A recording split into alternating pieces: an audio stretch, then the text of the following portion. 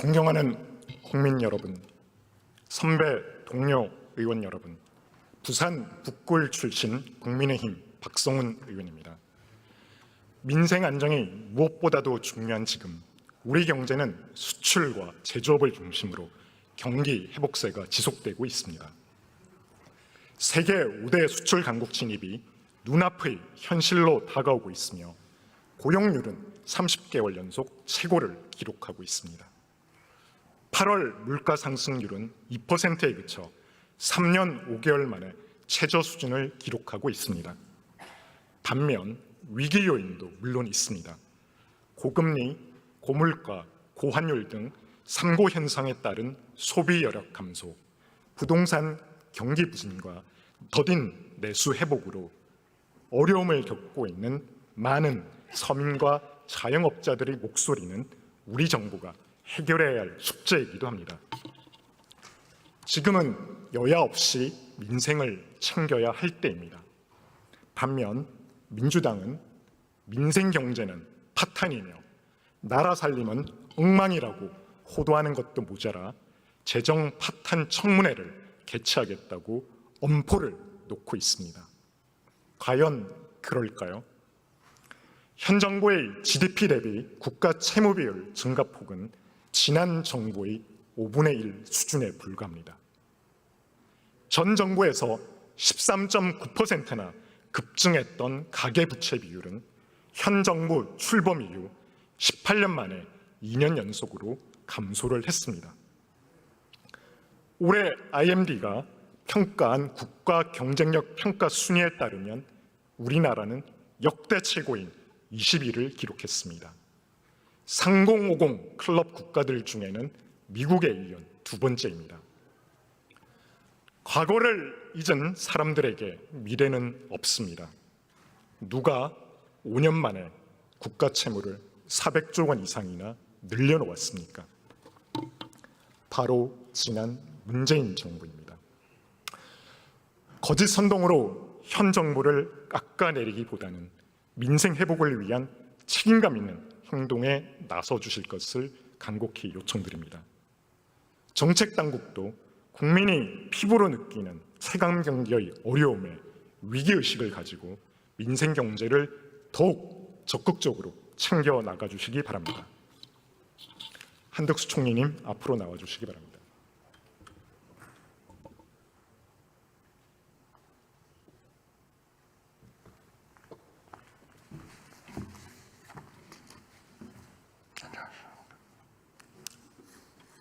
네, 총리님 연일 고생이 많으십니다.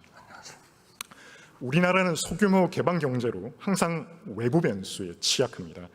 구조적 한계이고 경제 체질이 개선되고 있는 현재에도 역시 현재 진행 중에 있습니다. 팬데믹 당시 지나친 돈풀기로 촉발된 고물가, 고금리, 거기에 고환율까지 3고 상황이 지속되고 있고 특히 우리나라의 경우 소규모 개방 경제로 인해서 그 충격이 더 컸다고 생각합니다. 이런 어려움 속에서 우리 정부가 선택한 경제 철학의 기조에 대해서 간략히 설명해 주실 수 있으십니까? 우선 당시는 정말 아주 퍼펙트 스톰의 상태다 이런 인식이었기 때문에요. 제일 먼저 중요한 거는 우리 국가가 위기 관리를 잘못해서 문제가 생기는 것을 막아야 되겠다는 겁니다. 거기에는 우리의 재정에 있어서의 건전성, 국지 수지의 흑자, 그리고 인플레이션의 과다로 인한 국민 생활의 피폐, 그리고 고용, 실업률의 증가, 이제 이런 것들을 우리가 막아야 되는 제일 중요한 문제라고 봤고요. 왜냐하면 2022년 그 한 해만 봐도 아까 제가 정확히 말씀드렸는지 모르겠습니다만 1년 동안에 그 원유를 포함한 에너지 값이 엄청 올랐지 않습니까? 그 오른 그 규모가 786억 불이 올랐습니다. 그런데 그 해에 우리가 무역 수지가 흑자에서 전에 흑자에서 그 해에 아주 적자로 돌았는데 그렇게 해서 말하자면 악화된 무역 수지가 771억 불이 악화가 됐습니다. 그러니까 한마디로 말씀드리면 에너지 값 그거 채우느라고 무역 수지가 완전히 그냥 적자가 돼버린 겁니다. 당연히 국제 수지의 위기를 저희가 생각을 안 할 수가 없었다는 거고요. 인플레이션은 아까 말씀드린 대로 정부가 들어왔을 때 4월 한 달 전이 4.8% 인상이 됐는데 5월 달에는 5.3%, 6월 달에는 6.0%, 7월 달에는 6.3%가 올랐고 그걸 피크로 해서 내려가기 시작해서 지금은 2% 소비자 물가 상승이고 근원 물가는 2.1% 정도 지금 안정이 되고 있습니다. 물론 앞으로도 조금 변경은 있겠습니다만 전체적으로 2% 초반에 안정대로 들어가지 않나 싶고요. 그 다음에 고용은 우리가 15세 이상 이렇게 그 고용률을 보는데 그렇게 봤을 때 약 64% 정도 지금까지 통계에서 가장 높습니다. 그리고 청년 고용률은 25세에서 29세를 저희가 보는데 그거는 약 2%에서 3% 정도로 그것도 역시 지금까지 중에서 제일 높습니다. 그리고 국제 수지가 이제 저희로서는 항상 긴장하는 그러한 부분입니다. 특히 원유와 에너지 값이 아주 굉장히 뛰었기 때문에 그렇게 봤을 때 첫 해에는 이제 220억 불 정도, 220억 불 정도 흑자가 났습니다만 2023년도에는 그게 355억 불, 그리고 2024년에 올해는 약 730억 불에서 한 770억 불 정도 비교적 안정적인 아주 흑자 구조로 돌아서고 있다 이렇게 보입니다. 성장은 그 대개 2년 전에 이런 여러 가지 요인들이 거기에 반영이 됩니다만 하여튼 올해 우리가 한 2.5에서 2.6% 정도로 좀 그 선진국 중에서는 한 미국 다음으로 한 2위 정도 성장을 할 것 같고요. 내년도에도 한 2.2% 정도로 비교적 선방을 하는 그런 게 될 것 같습니다. 그래서 이 모든 것을 해외에서 결국 평가를 하게 되지 않겠습니까? 그래서 우리가 그 세계은행이라든지 이코노미스트 잡지에서 평가하는 거라든지 또 우리의 그 국가 신인도를 결정하는 그런 데서 전부 다 대한민국을 상당한 그 재정 건전성이나 국제 수지의 건전성으로 인해서 안정적인 경제 운영을 하고 있는 나라로 평가를 하고 있습니다.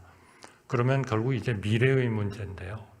미래는 결국 젊은이들의 그런 세대고 또 많은 리스크가 있을 겁니다. 아마 우리의 재정 수요만 해도 우리 통일의 그런 갑작스러운 그런 것에 의한 수요가 늘 수도 있고 또 국민연금에 대한 대비를 해야 되고 그리고 고령화에 따르는 그런 문제들이 있고 해서 결국 이제 우리의 노동개혁, 교육개혁, 그리고 연금개혁, 그리고 인구, 저출생 이 문제에 대한 개혁, 그리고 의료개혁 이런 것들이 제대로 되어야 우리 국민들의 생활이 행복해지고 우리의 그 경제나 시스템이 제대로 돌아가기 때문에 그 부분은 지금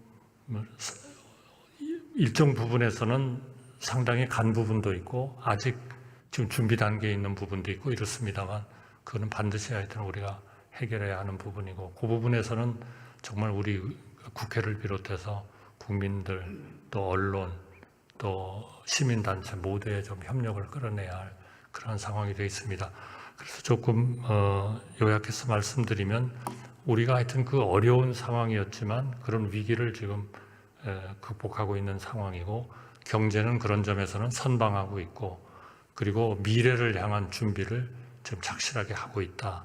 다만 저희가 계속 그런 거에 대한 대책을 좀 준비를 하고 발표를 했습니다만 아직도 민생에 대한 어려움이 남아있다는 것입니다. 아까 잠깐 제가 말씀드렸습니다만 배달 비용을 30만 원에서 50만 원 정도 줘가지고 말하자면 충분치 않지 않은 거 아니냐 이런 말씀을 하셨어요. 그래서 저희가 이 재정이라는 거를 투입하는 그러한 전문가들은 그냥 누가 그 올리세요 해가지고 30만 원, 50만 원을 올리는 게 아닙니다.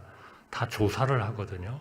그렇게 조사를 해봤을 때 이 작은 음식점들의 연간 배달 비용이 2022년에는 1,267만 원, 2023년에는 1,334만 원을 기록했습니다.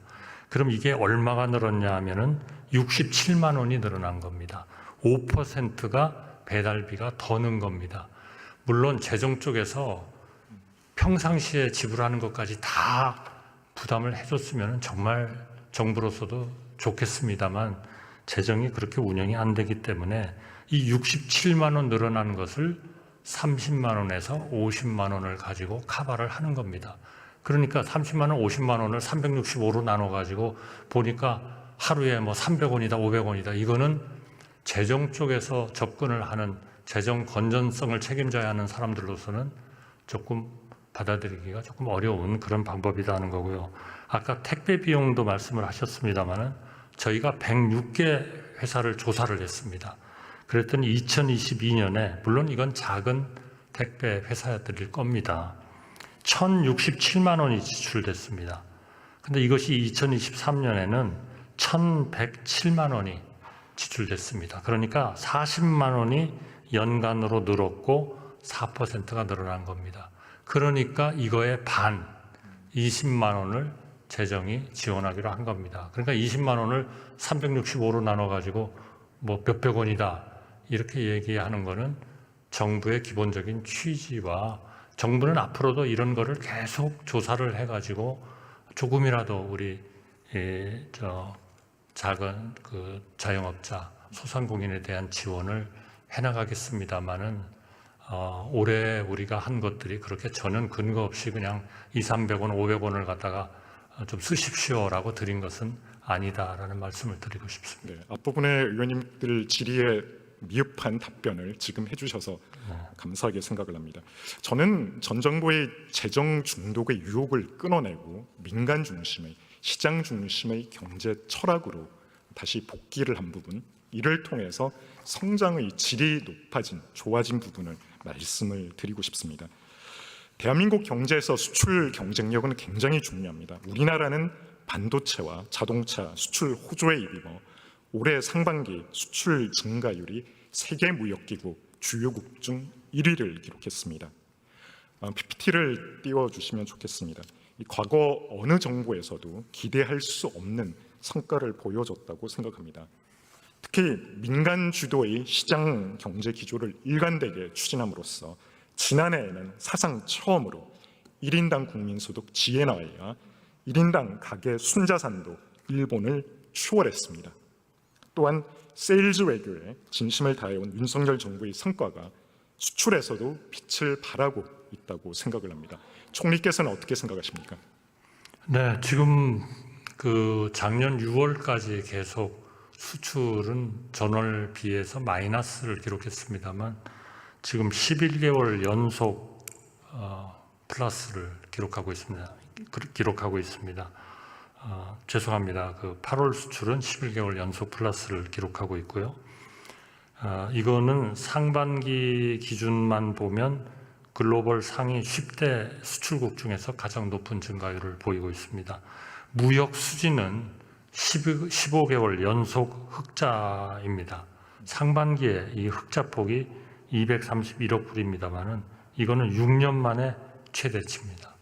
그리고 상반기 경상수지 흑자 377억 불은 작년 1년 동안에 저희가 했었던 경상수지 흑자 355억 불을 능가했습니다. 그리고 월간 고용률 15세 이상 8월 달에 63.2%입니다만 이것은 31개월 연속 그 각 월별로 전월에 비해서 계속 증가하고 있는 그러한 기록을 보이고 있습니다. 저희는 우리의 그 민생을 더 좀 살피면서 앞으로 이러한 그 경제의 회복 기조를 계속 끌어가야 된다 이렇게 믿고 있습니다. 네, 총님 그 지표상에 나타낸 수치와는 좀 다르게 체감 경기는 현재 여전히 좀 어렵다라는 그런 목소리들이 많습니다. 네, 그럴 다양한 원인이 있을 수 있는데요. 가장 큰 이유는 뭐라고 생각을 하십니까? 역시 이런 그 경기의 회복은 그 시간이 조금 시차가 좀 있을 것 같고요. 그 다음에 아무래도 이런 이제 피부로 느끼는 이러한 그 민생은 그 내수가 좀 중요할 것 같습니다. 건설이라든지 이런 투자 쪽이죠. 그럼 투자는 이렇게 해서 그 수출이나 그 무역 부분에 있어서 흑자가 계속되면 분명히 좀 좋아질 겁니다. 그런데 최근에 이제 이 건설 요 부분은 사실 그 자재값의 상승이라든지 인건비의 상승 때문에 재건축, 재개발 이쪽이 상당한 좀 애로를 겪었지 않습니까? 그래서 정부로서는 우리 경제부총리께서도 말씀하셨지만 8월 8일 날 그거를 보완하기 위한 종합적인 대책을 냈습니다. 앞으로 이런 그 주택 건설이나 이런 것들이 좀 회복이 되면 우리 국민들이 느끼는 민생은 좀 나아질 것 같고요. 그러나 역시 그 가장 그 어려운 계층 그 부분들은 계속 있을 겁니다. 그 부분들은 저희가 하여튼 지속적으로 아까 말씀드린 그런 기초생활수급자의 생계급여를 좀 획기적으로 늘리는 그런 방법을 통해서 이런 분들을 좀 두텁게 보호를 하는 것이 절대적으로 필요하다. 그분들은 아마 현금을 받으시면 아마 소비를 굉장히 왕성하게 하실 분들입니다.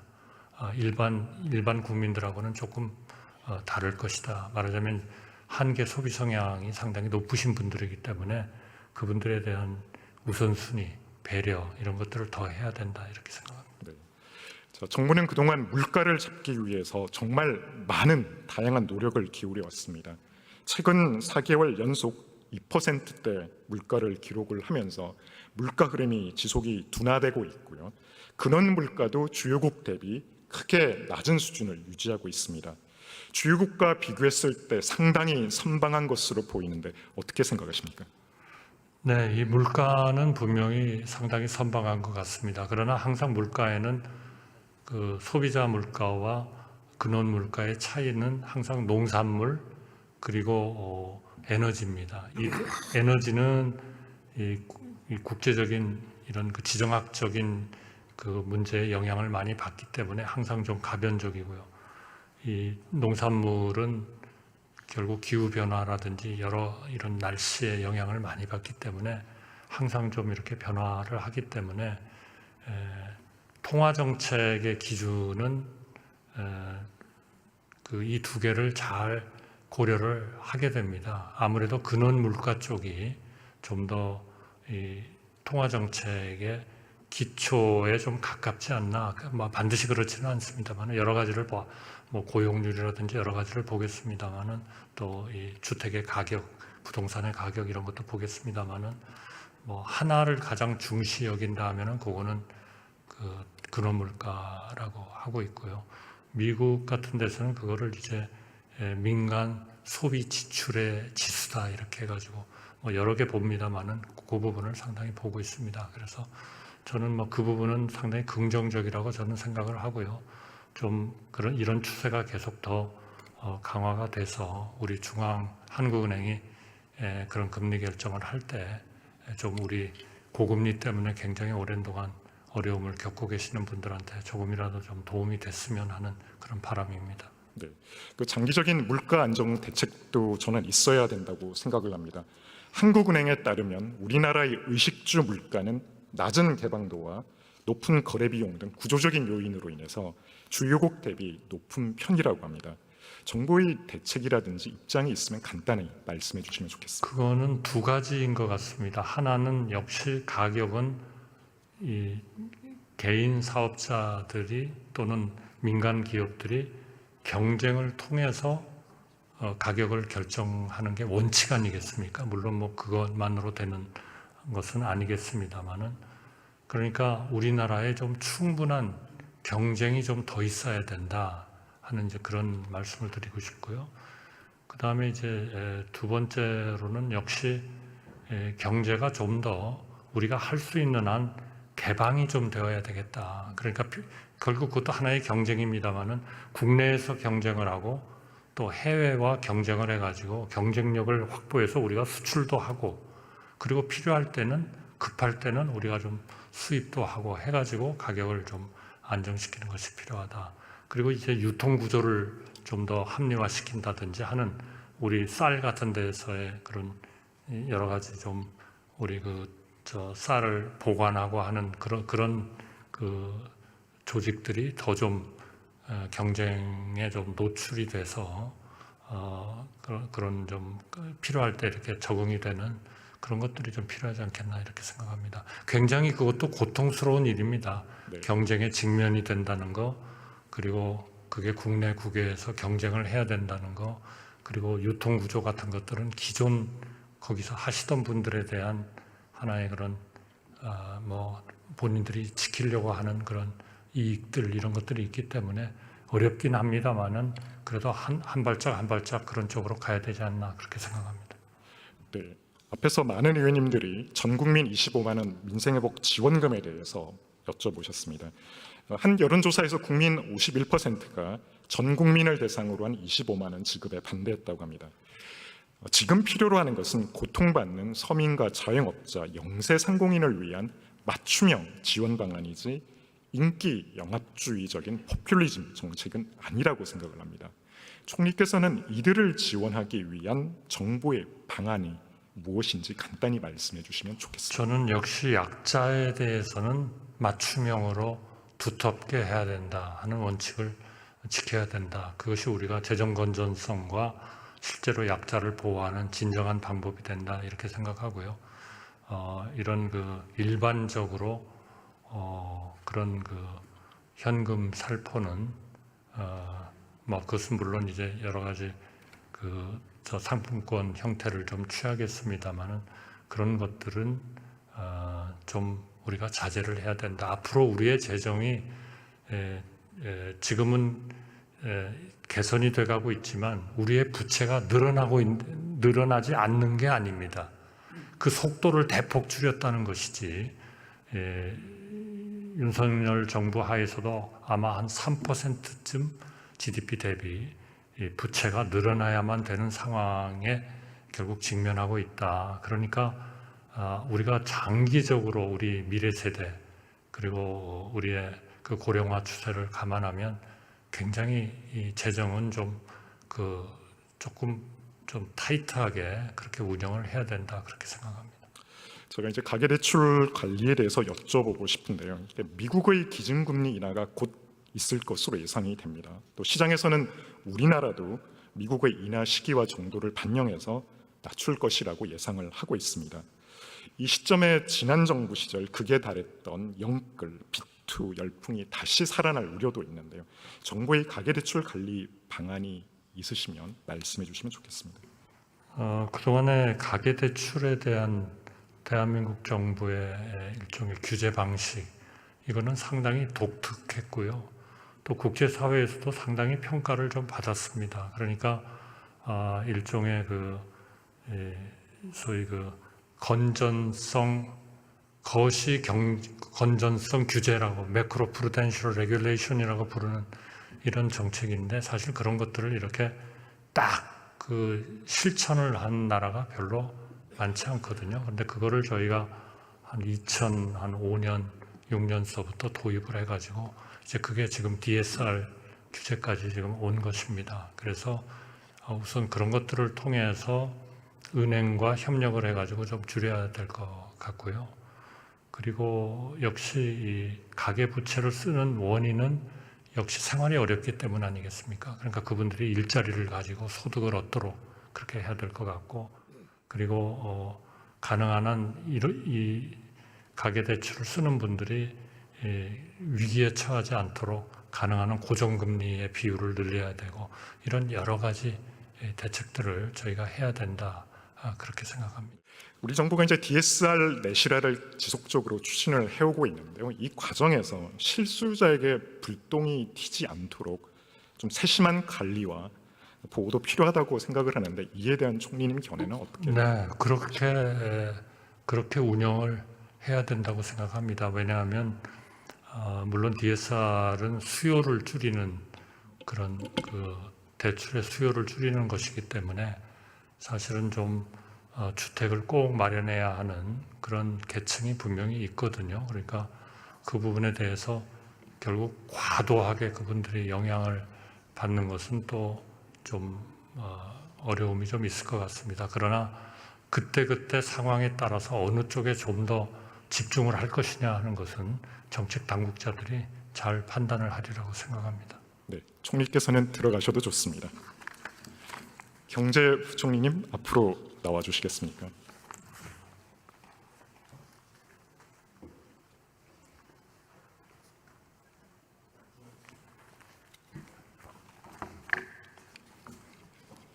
네, 경제부총리께서는 혹시 재명세라고 하는 세목을 들어보셨습니까? 네, 모르겠습니다만. 제가 국장 탈출은 지능순이라는 말은 많이 들었습니다. 이게 요즘에는 금투세가 시행이 되면 국장이 폭락할 것이라고 보고 재명세 하나로 국장 혼자 금융 위기라는 말들이 지금 나오고 있습니다. 작년 말 기준으로 1,400만 개인 투자자 중 연 5천만 원 이상의 수익을 내고 있다는 상위 1%가 전체 개인 투자자 중에서 보유 상장 주식 시가총액의 53.1%를 차지하고 있다고 합니다. 이들 상위 1%만이 아닌 대다수의 투자자들도 반대하는 이유는 무엇이라고 생각하십니까?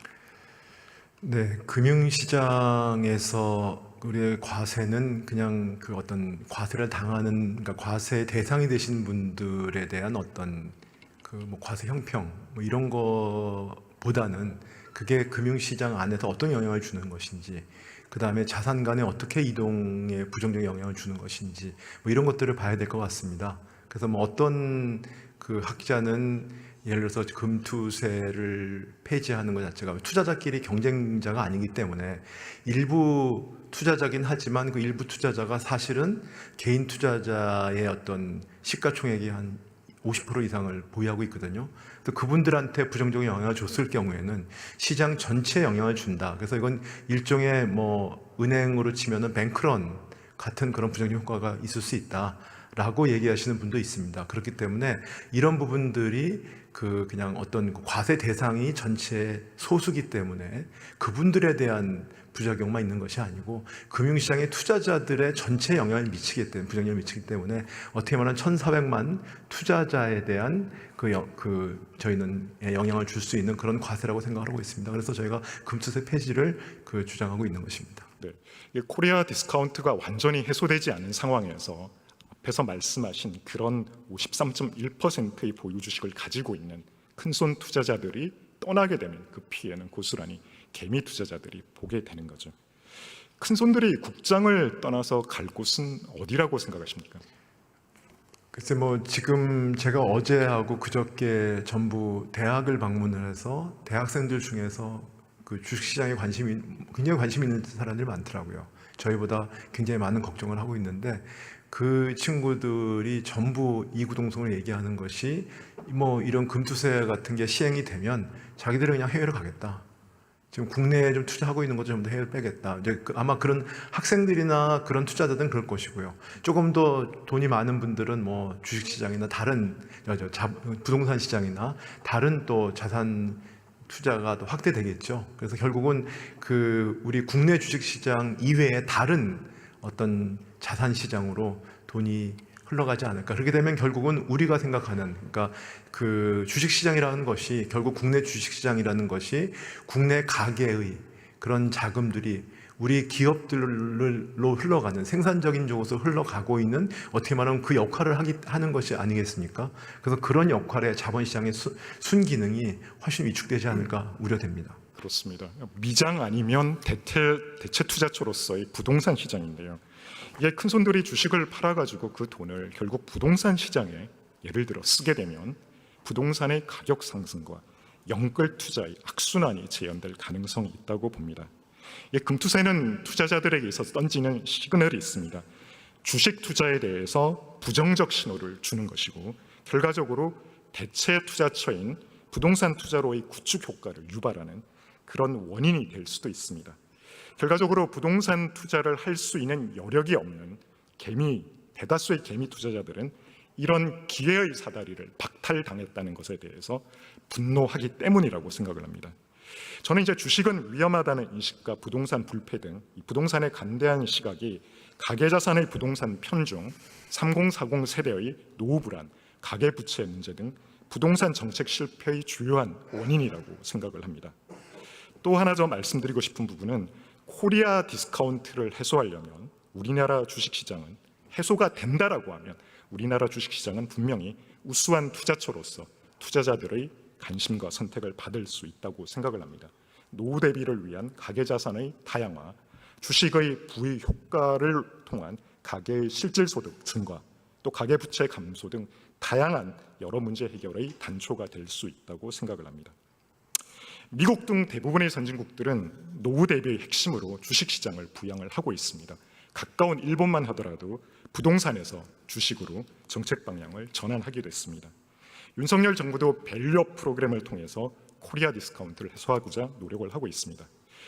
금투세 강행은 민주당의 민생 구호가 얼마나 공허한 것인지 드러내는 것입니다. 시장의 현실을 무시하고 마구잡이로 강행했던 지난 문재인 정부의 부동산 시장 실패가 주식시장에서 재현될 것이라는 우려를 거울 수 없습니다. 그 피해는 오롯이 국민들이 짊어질 부담이라고 생각을 합니다. 정치가 중시의 발목을 잡지 않도록 야당 의원님들의 현명한 결단을 부탁드립니다. 총님 들어가셔도 좋습니다.